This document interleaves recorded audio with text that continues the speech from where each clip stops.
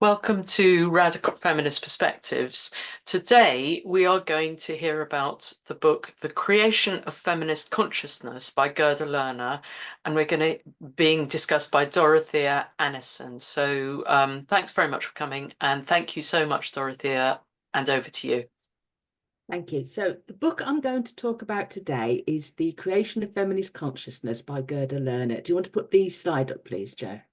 Next one. So Gerda Lerner was born in Austria. Being both Jewish and a communist, when the Nazis took over, she was briefly imprisoned, but luckily she was released and she was able to emigrate to the USA, where she spent the rest of her life. She became a pioneer professor of women's history, establishing the first master's and PhD programs in women's history. So the book I'm going to talk about today is the follow-up to her book, The Creation of Patriarchy, which was covered a few weeks ago. And in that book, she explained how women became dominated by men. And in this one, she wanted to show how we developed resistance to that so that we could start challenging it.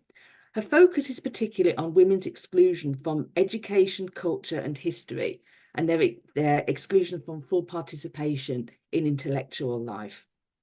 She says this affects women's self-perception, ability to conceptualize their own situation, and the ability to conceive of solutions to improve it.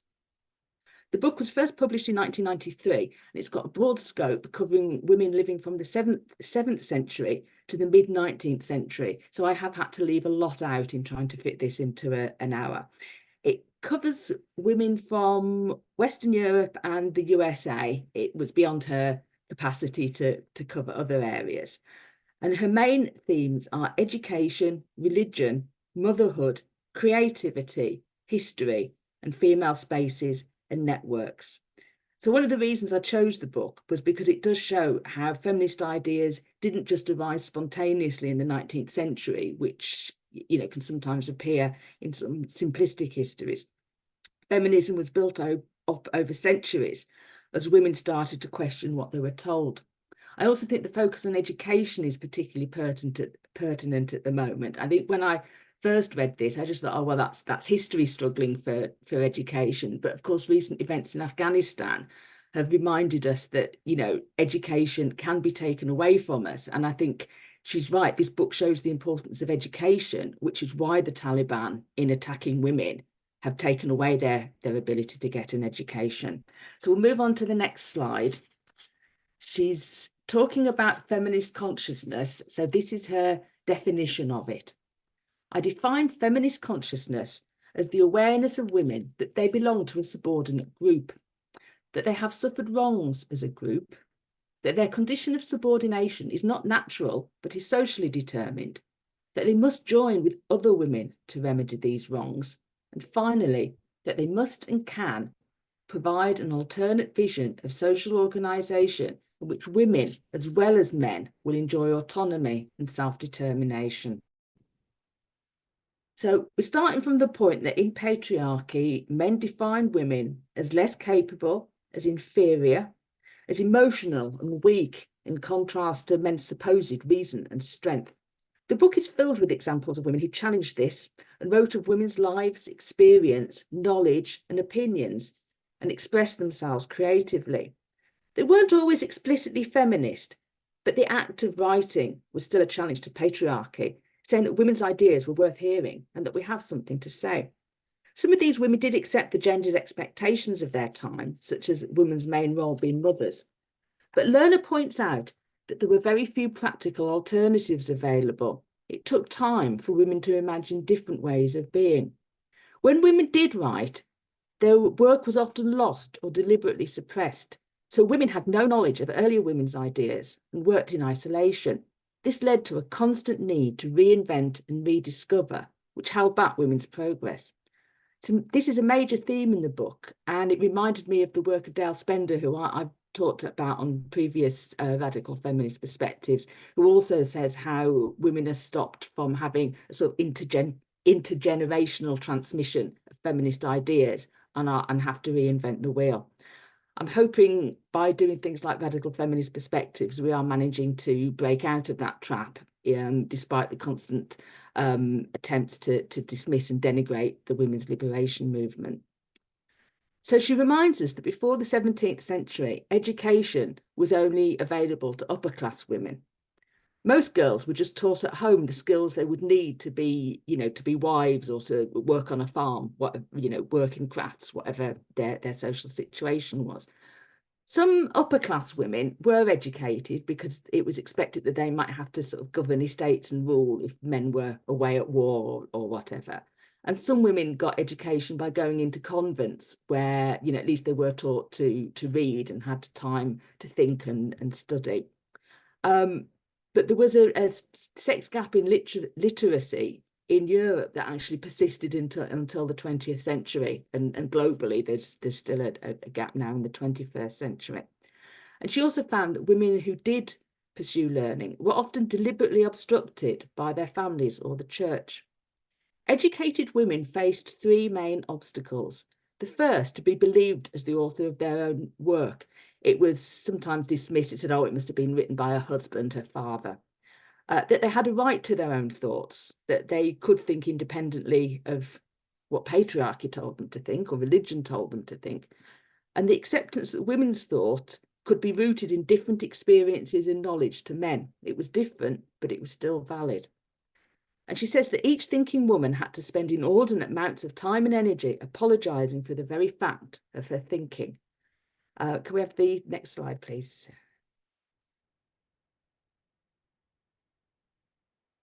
And she's on about education, that the denial of opportunity to women of talent does not follow the usual chronology of educational progress, which is generally how it's presented in history. Rather, it seems to exemplify the principle that regardless of what advances women make toward education, the best of them will be thwarted and ultimately stopped before they can achieve what talent and effort should entitle them to achieve. So women were deliberately obstructed and were not able to fully realise their potential. And she gives an example of a woman that faced that situation, who's Elizabeth Elstob. And she shows the difficulties that were faced by scholarly women, even when they did get some success and acknowledgement. She was born into a middle-class family in the north of England. Her mother did encourage her to study, but after her mother died, she lived with a guardian who stopped this as he believed it not suitable for a woman. She was able to go and live with her brother, who was more encouraging. He was a vicar and a scholar at Oxford, and he let her read his books, and they actually collaborated together on some work. She had a real talent for languages. She actually knew 8 different languages, but her major contribution was to Anglo-Saxon studies, and she worked on translations of texts and on a grammar. And she was also supported by a network of some wealthy women in this, and some of them subscribed to her work to enable her to publish it. But it all went wrong after her brother's death, when she actually ended up homeless and destitute. She managed to sort of scrape a living as a school mistress in a poor village somewhere. Some of her wealthy friends did try and track her down, and she was eventually found. But the best solution they could come up was that she was taken in by the Duchess of Portland to live in her household and to work as a governess to her children. So instead of being able to use her talents in languages and literature, she, like so many other women in earlier times, just had to teach young children. So another major part of the book is looking at religion, because it was so impactful on all of life, basically until the 19th century. And obviously the Christian church is a major force of misogyny and bad ideas about women. So she covers women's response to religious ideas in some detail. She says that they needed to assert their equality before God as equal souls, as the first step to claiming other rights. So Lerner writes a lot about medieval mystics, who were women who experienced visions and direct communication with God, Mary, and the saints. So think of Joan of Arc, who had a saint tell her to drive the English out of France. And she talks about a whole range of women and their religious ideas and their challenge to male sort of interpretations of religion. I can't possibly cover them all. So one of the ones she talks about is Hildegard of Bingen, who was an abbess of a convent in Germany.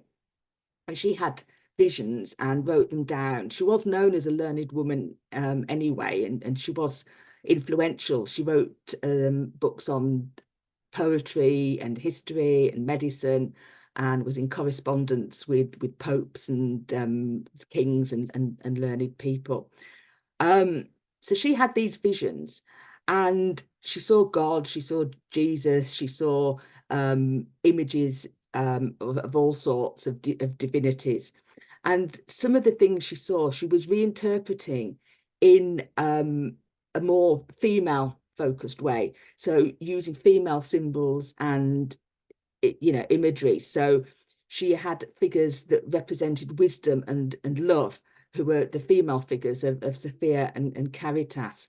And women would have visions that would include them sort of seeing God as motherly, or they would see themselves as giving birth to Jesus, as actually having an active role in producing, the Son of God.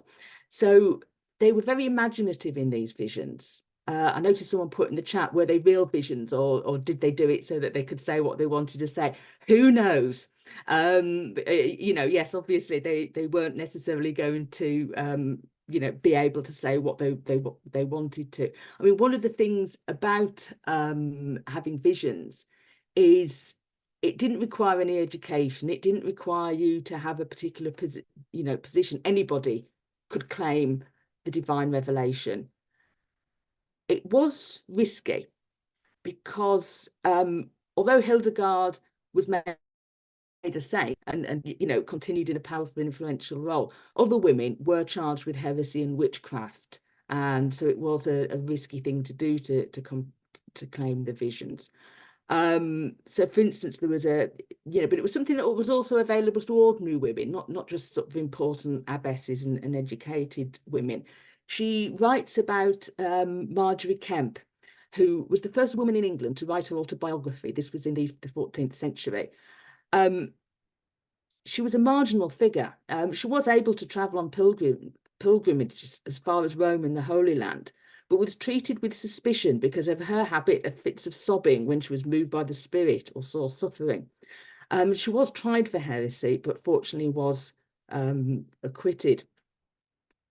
So she also was, like many of the mystics, became a celibate. Although she had been married and had 14 pregnancies, it's not clear how many of those children survived.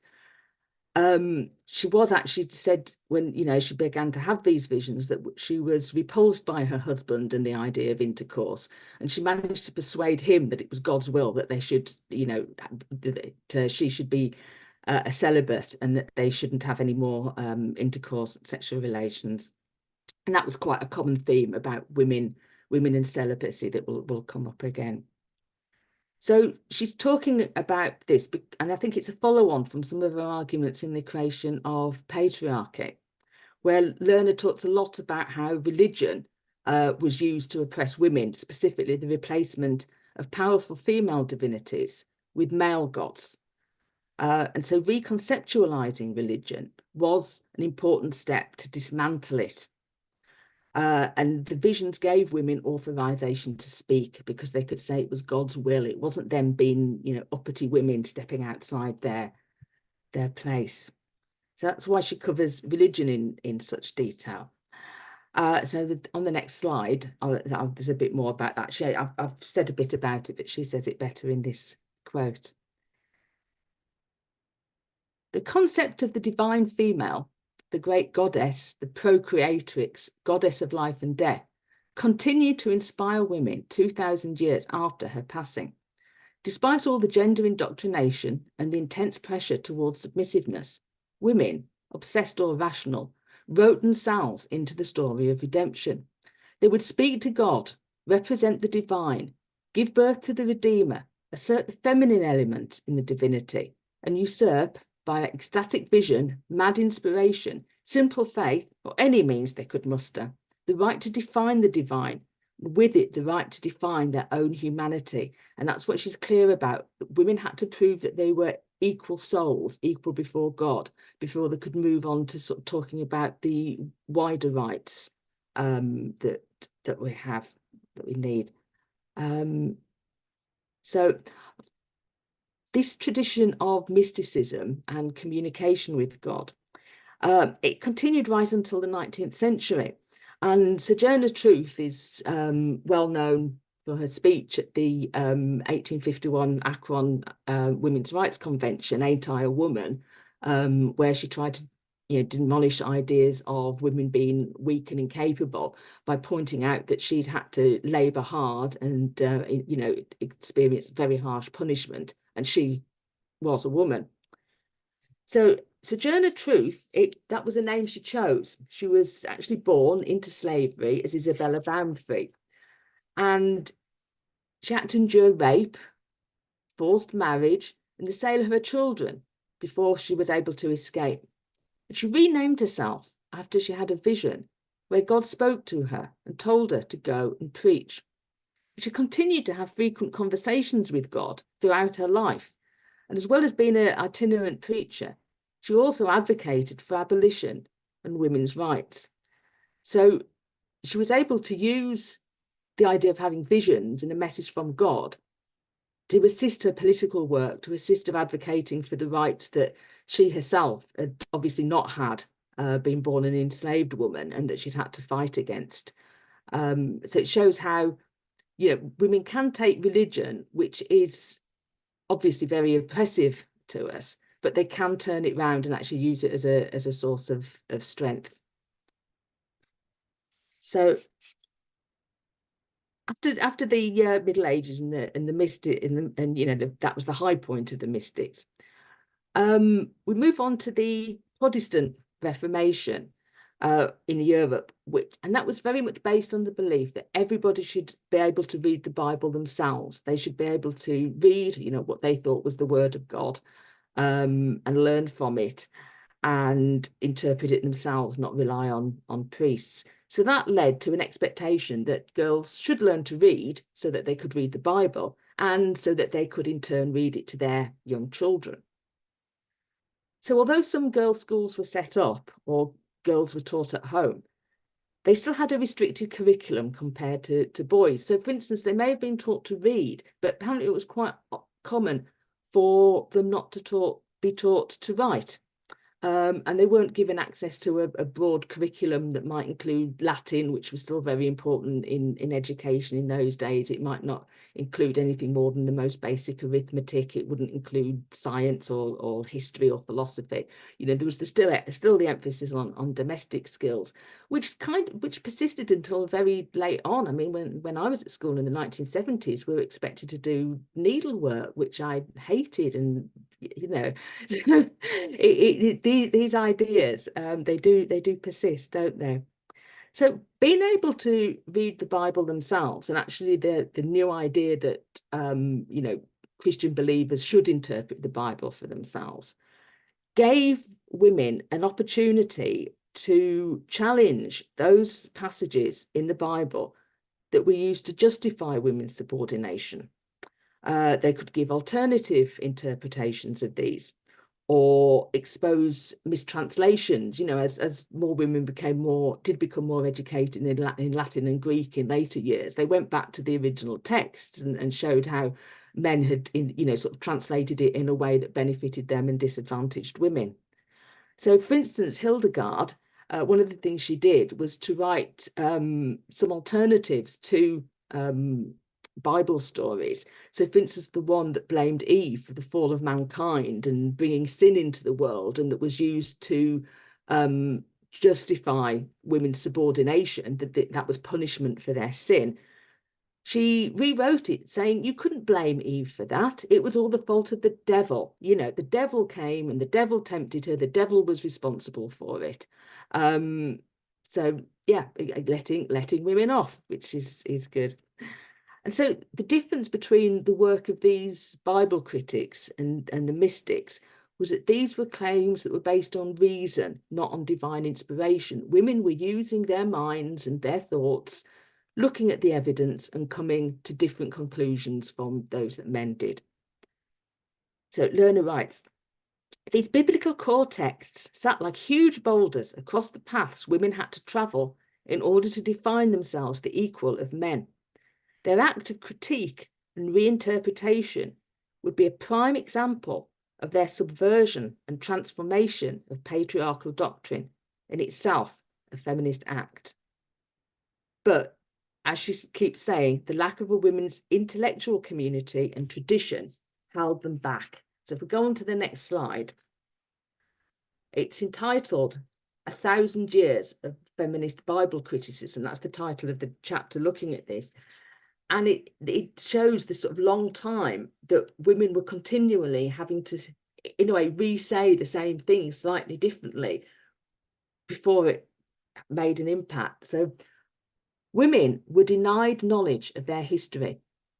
Each woman had to argue as though no woman before her had ever thought or written.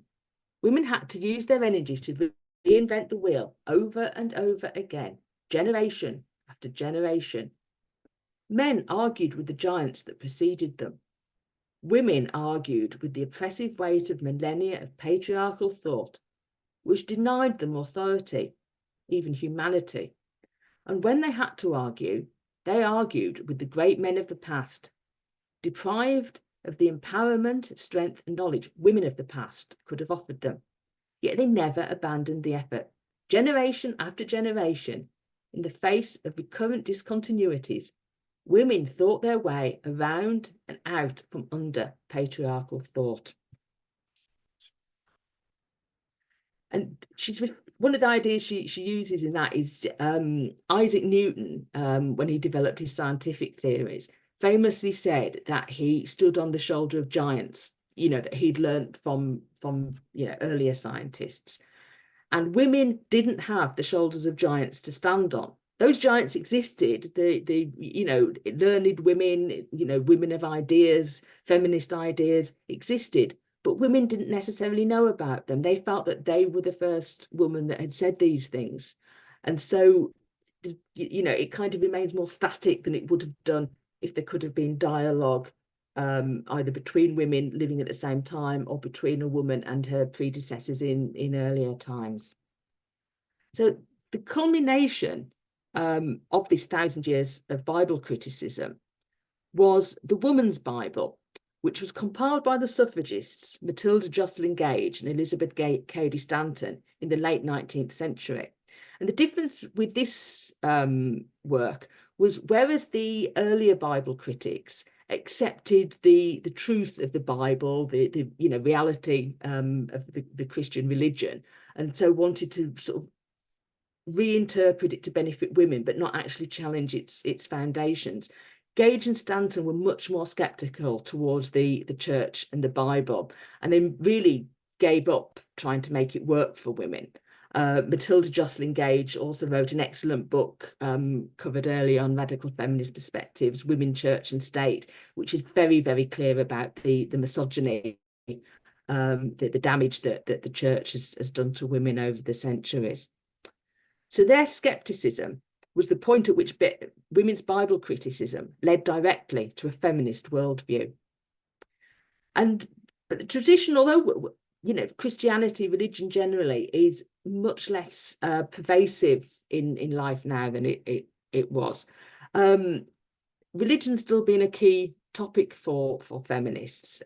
So Mary Daly, who was a theologian before she discovered feminism, is in dialogue with some of these ideas continually. Luckily, she did know about Gage's work and was able to use and quote from it. And women have continued as well to sort of try and rediscover the goddesses that were sort of abolished by patriarchy. So women like Monica Schuh doing that research.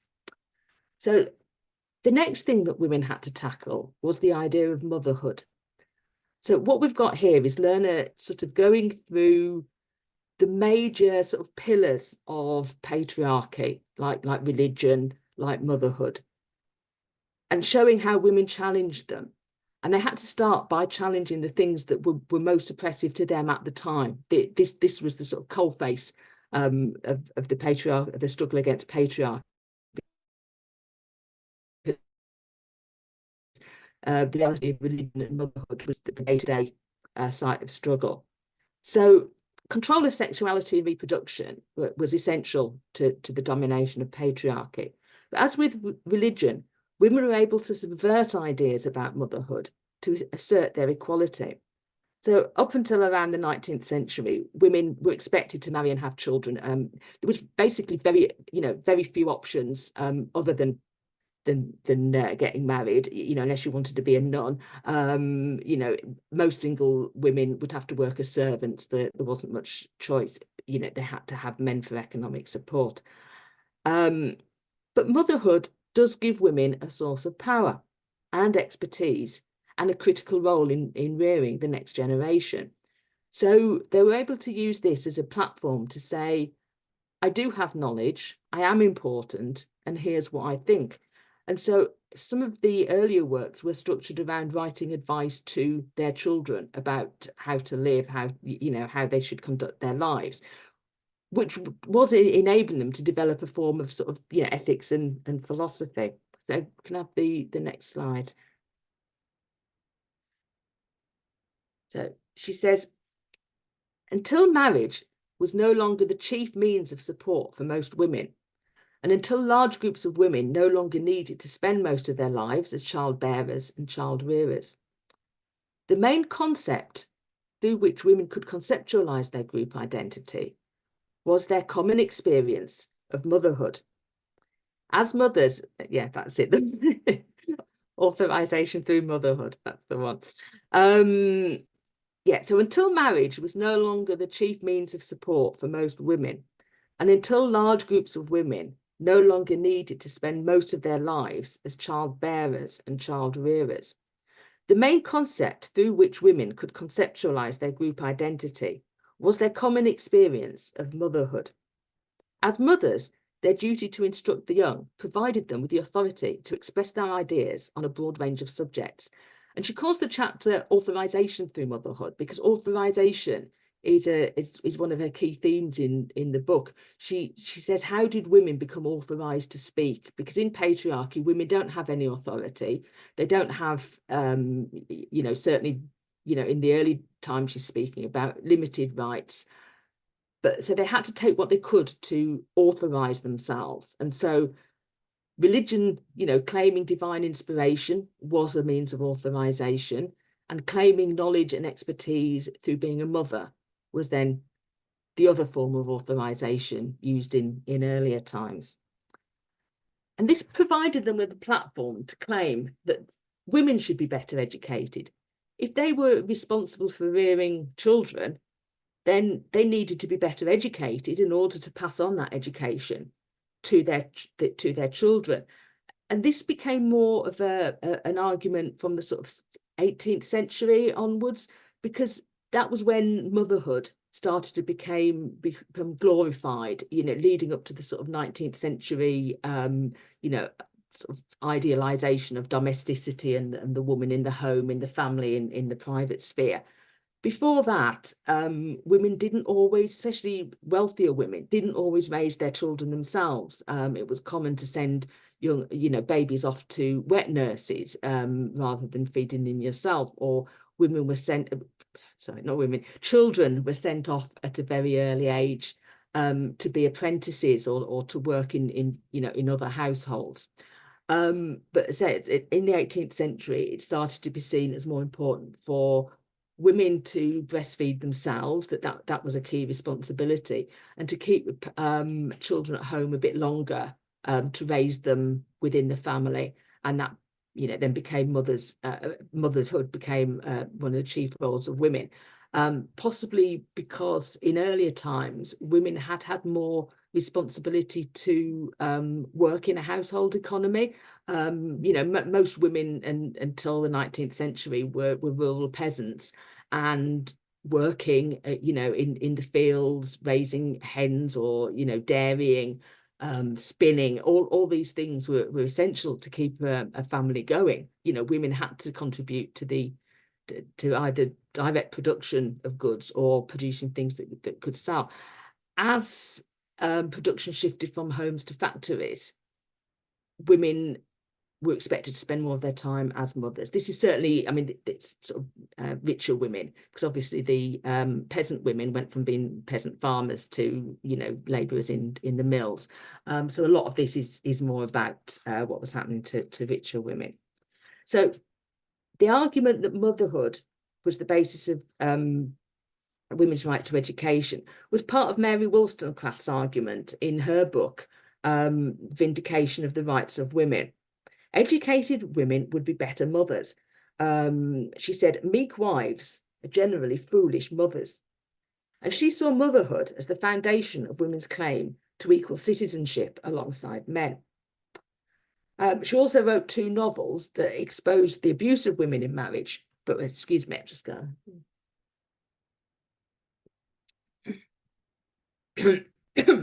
So the novels exposed the abuse of women in marriage, but they also showed solidarity between women supporting each other in these situations that was based on their common experience of motherhood. But Lerner says that Wollstonecraft is the first feminist theory to put the claims for women's rights and equality in the context of a broader liberationist theory for all of society, and to separate such claims from the religious arguments which had hitherto been central to women's thought. So I've forgotten to put the dates on Mary Wollstonecraft, but she was active at the time, in the late 18th century, was at the time of the French Revolution. It was the time of the American War of Independence.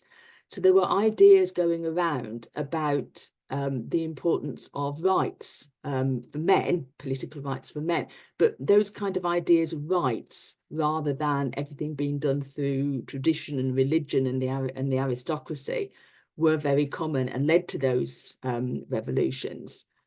And there were also in philosophy ideas about stressing the importance of reason, rather than just following whatever's gone before, that people were expected to, or men mainly, were expected to think for themselves and use their minds. And Mary was very much influenced by that, and actually argued with some of the philosophers of the time, like Rousseau, who argued for rights for men, but it just expected women to sort of be there to serve men. So moving to this sort of 18th and 19th century, and by this time, women were starting to state clearly that we have equal capacity for reason, because reason was becoming an important topic in philosophy. And any differences in women's achievements are purely the result of a poor education. So, you know, it was like, well, if you don't educate us, of course we won't be as competent as men who've had the education. The demand for better access to education was important in developing political consciousness, and led directly to later arguments for emancipation. So she talks about the right to learn and the right to teach, to actually set up proper education for women. So she says, and it's the next slide, please. No longer was woman's right to education justified on religious and moral grounds, or because of her motherly role. No longer was it argued on the grounds of her greater appeal as a wife, a companion to men, or as a mother. Woman's right to education is a natural right. It is her right as a human being, and she may use it for self-fulfillment, or in pursuit of other goals, for independence, or in the service of others. The decision is hers to make. And so, yeah, I think she's right in saying that that is a big difference from earlier times, where it was still women seeing themselves as being of service to others. You know, I can be a better wife, I can be a better mother, I can be a better Christian. Men were arguing for human rights for themselves, and so of course women said, we'll have some of those too, please. So the picture on this slide is the cover of a book by a woman called Mary Astle, and she wrote what's called A Serious Proposal to the Ladies for the Advancement of Their True and Greatest Interest. There isn't a picture of Mary surviving that I could find, so I've used her main work instead. And you'll notice she published it anonymously. It's not it doesn't say there by Mary Astle, it says by a lover of her sex. And lots of women did publish anonymously at this time to avoid getting, the hostility that could be attracted by women who were seen to step out of their place. So the kind of harassment that women get on social media is just a continuation of that kind of, shooting a woman down if she seems to step beyond what men want her to do. So Mary Astell was a woman that chose celibacy, and she lived alone as an independent writer, and she was able to do that thanks to her, having a network of close friends, some of whom were wealthy. Mary herself wasn't. She came from quite an ordinary family. But they were able to give her financial support so that she could live and write. So her book, A Serious Proposal to the Ladies, advocated establishing a boarding school for girls, and it would also offer a home and employment for single women, because she was very aware that many women didn't have much choice to marry, that women were forced to marry just for economic reasons, and that many of those marriages, turned out to be abusive. She was quite critical of marriage as an institution. But there were limits, very much limits to her feminism, because Mary Astell was still quite a devout Christian and Tory in her politics. But she did argue that better educated women would be more able to avoid bad marriages because they would be more confident and self-assured. They could express themselves better. But ultimately, her religious views meant that she thought it was women's duties to submit if she ended up in a bad marriage. She didn't support any ideas of divorce or anything like that. But she believed that educating women in philosophy would help them bear their lot and endure their suffering. So it's a bit odd, but she got some support from rich women, maybe even from the Queen. That's not quite to show. It was Queen Anne at the time, for her idea, but she found herself obstructed by church officials. It reminded them too much of convents and popery, and this was a time when there was a lot of conflict in Britain about whether the monarch should be Catholic or Protestant, and whether Catholicism was going to be sort of allowed in Britain. So they said it was popery, and that they obstructed it. But I suspect it was really because they didn't want women to be educated. So Mary Astell had deep friendships with other women. Like many women in the past, it's difficult to know whether these move beyond the platonic. She was in correspondence with a priest about various matters, and she sought advice from him about overcoming what she called her weakness. She wrote, "I find an agreeable movement in my soul towards her I love, and that it is a very difficult thing for me to love at all without something of a desire." So I think I know what I think her feelings were, but whether she was able to ever overcome her religious scruples to move beyond platonic, we'll obviously never know. And there were a number of other educational pioneers at this time that were setting up schools and education. Hannah More, she didn't just set up girls' schools. They were schools in villages that were available for all, any poor children, but, girls as well as boys. That didn't exclude them. And she set up 11 free Sunday schools for the poor. Although they were Sunday schools, it wasn't Sunday school like we think of it now, where it's just about instruction in religion. The reason that they were on Sunday was because that was the only day that the children had off their labour. So if they wanted to get an education, they couldn't go to a school that, ran Monday to Friday, or even Saturday, because they had to work on Saturdays as well. They had to go on Sunday. So I think there was religious instruction, but they were also taught, the 3 R's, reading, writing, and arithmetic. And a woman called Emma Willard in the United States set up the first colleges for women, where they could start to get a higher education, to move beyond the basic education, because at this time Although more women were becoming certainly literate and getting a chance to study other subjects as well, you know, that was often privately. Sometimes women from wealthy families were able to study with the tutor provided for the boys. You know, they could sort of sit in at the back and get the advantage of it.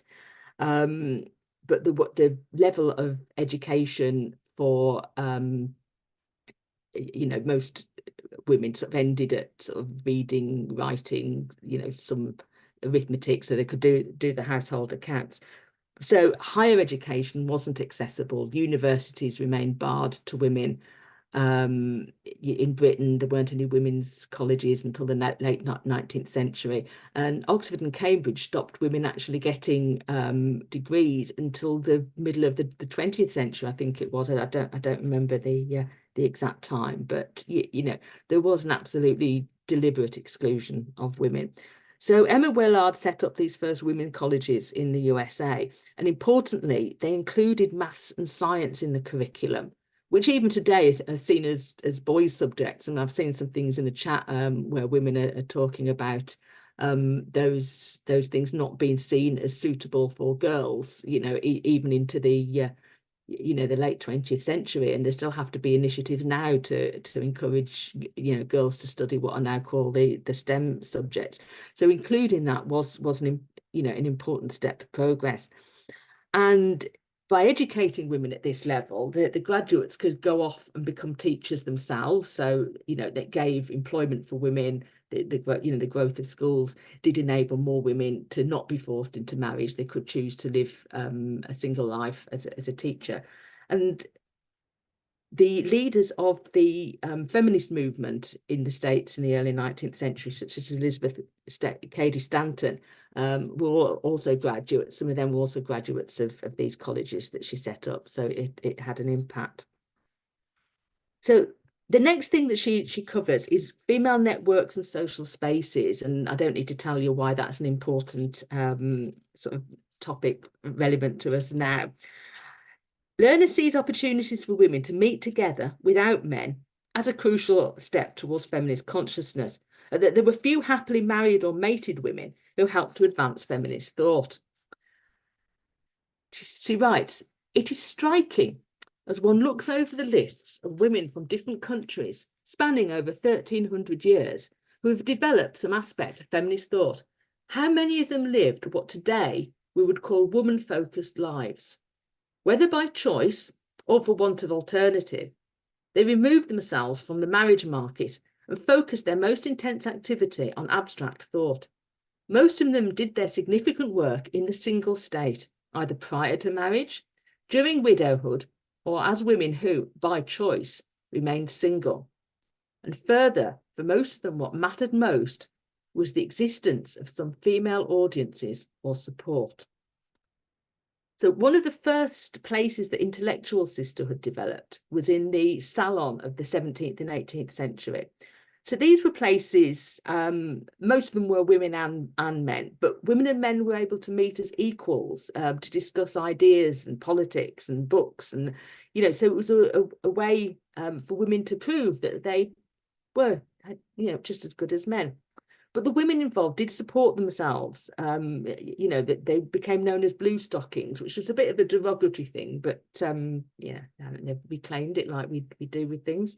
And that's a painting of some of them there. And they were the basis of the circles of support that formed around women like Elizabeth Elstop and Mary Astell. So again, it was something that was, you know, only accessible to wealthy women, but it was a crucial move from the private to the public sphere, an escape from the family, which is a major site of women's oppression. So being able to get out and, you know, express oneself and make connections outside the family was very important.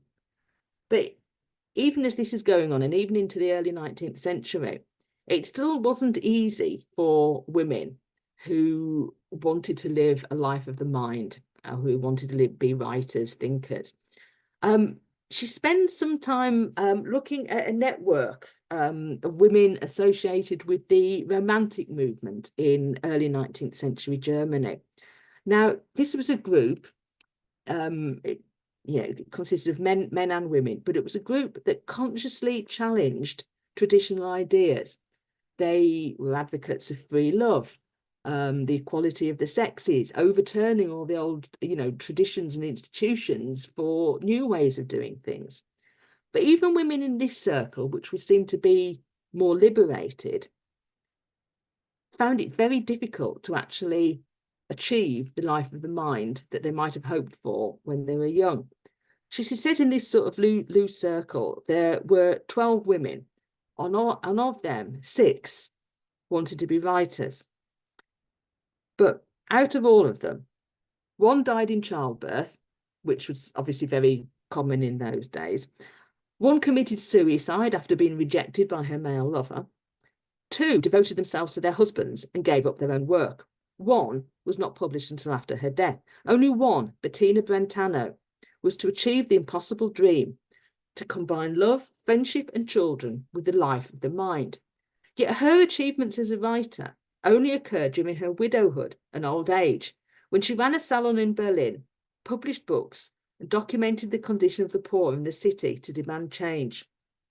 So still constant, it's the usual thing of the sort of talking about equality and change and liberation by men doesn't actually necessarily lead to change for women. And some of the things that happened during the sort of 60s and sort of examples of that. So as women developed more autonomy for the first time, there was a women's literary community and tradition. Women's creativity became another means that they authorised themselves.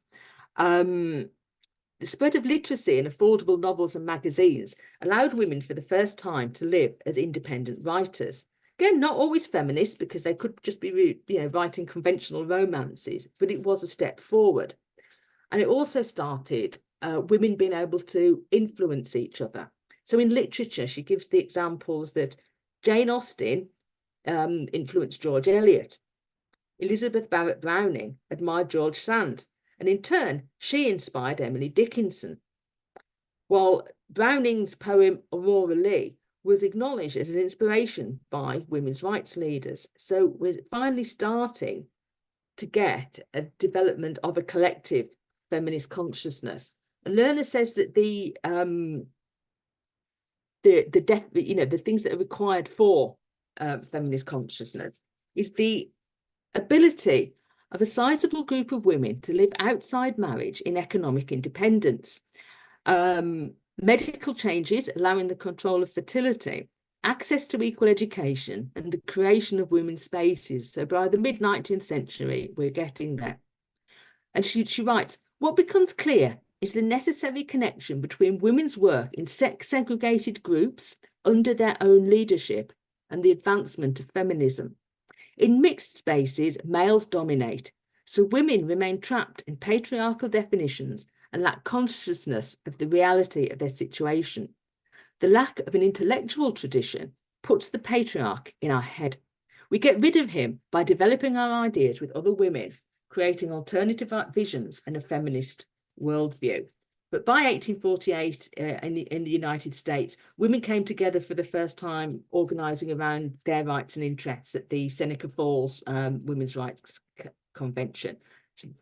But then Lerner says once we'd got to that, there was one more step needed, and that was creating women's history and intellectual traditions so that women could share knowledge of feminist thought and theory.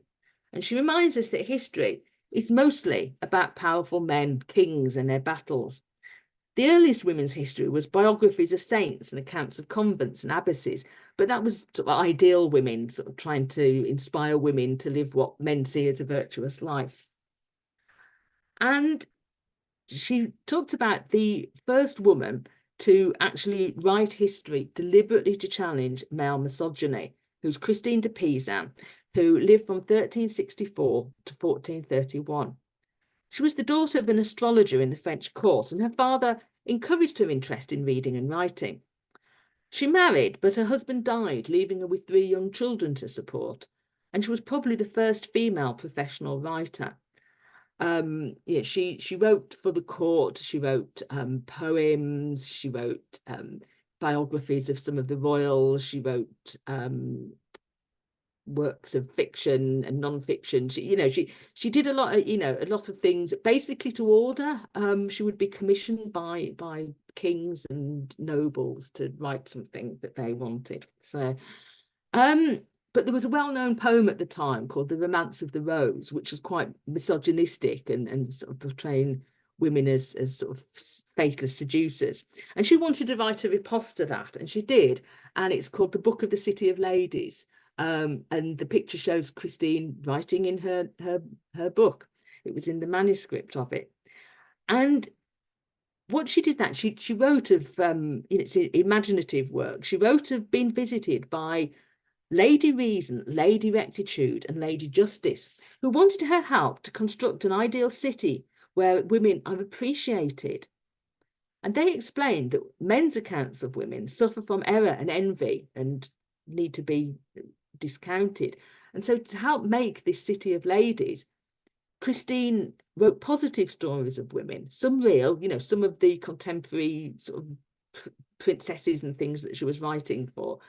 Many women from the Bible, mythological women, a whole range of women. She included Sappho, the Amazons, the Queen of Sheba, Mary Magdalene, and other saints. Huge range of women.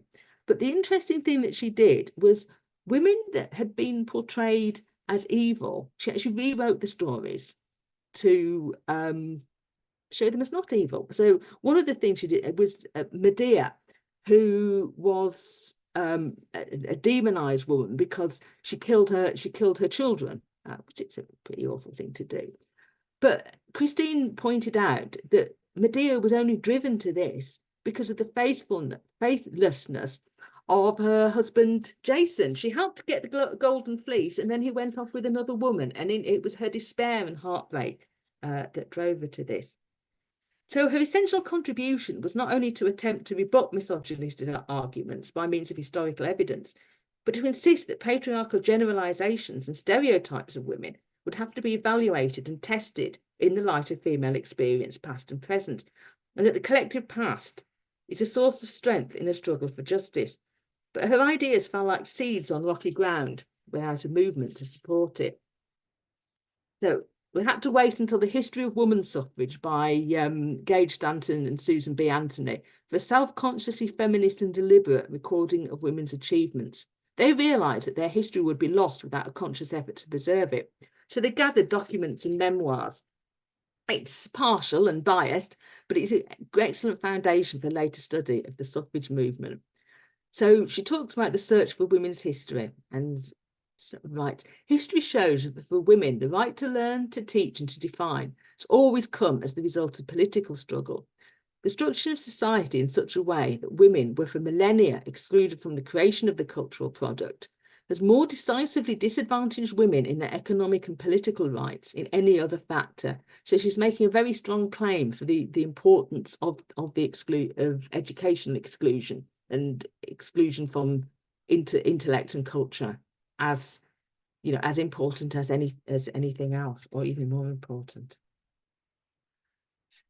So we're getting more in, we're getting towards the conclusion of the book now, and Lerner's clear that for women taking part in popular revolutions, such as in America and France in 18th century, brought them low long-term benefits. Gains won in struggle were later removed and sometimes replaced with more repressive legal codes. That's what happened in France. So time and time again, their male comrades considered their demands at best marginal and secondary and did not act on them.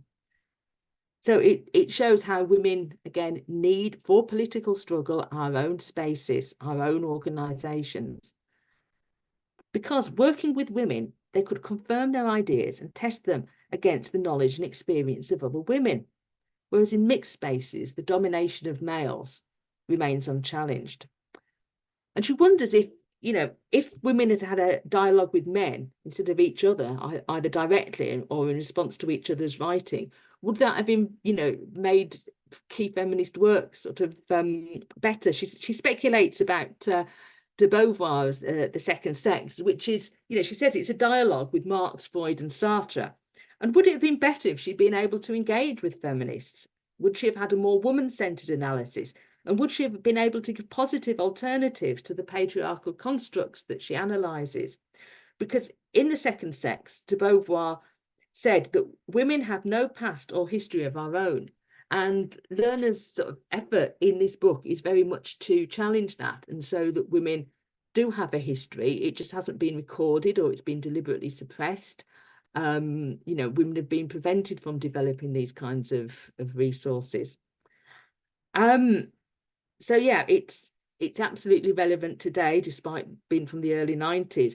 You know, the emphasis on the need for women-only spaces and organising for supporting and learning from each other is crucial for that political struggle. And I think that's something that sometimes gets forgotten. We talk about women's spaces for safety and privacy, but they're actually very important to our liberation as well. So we're coming to the end. I hope you've enjoyed it. I'm going to read. It's not on a slide, but I'm going to read a last bit. I don't know whether is there anything in the Q&A. No, I can't see anything. If someone's got something quickly they want to ask about, so it's about these sort of endurance of women. Yet women thought their way out of patriarchy stubbornly and persistently, like drops of water wearing out solid rock. They challenged patriarchal definitions, prescriptions, and explanations. They insisted on their capacity for education. When that argument seemed to have been won, they insisted on their right to education. But their arguments and mental constructs remained abstract and utopian, as long as they were not rooted in transformative social action. Only women organising on behalf of women could generate truly liberating thought. So thank you for listening. I hope you've enjoyed it. I hope it inspires you to go and read the book. It's long, but I enjoyed it. So thank you. Dorothea, just because we've got 2 minutes left. 2 minutes, right. Can I ask, when was it written? Yeah, when was this book written? I know you said before. It was published in 1993, so it must have been the early 90s that she was writing it. And did Gerda Lerner write anything else after that?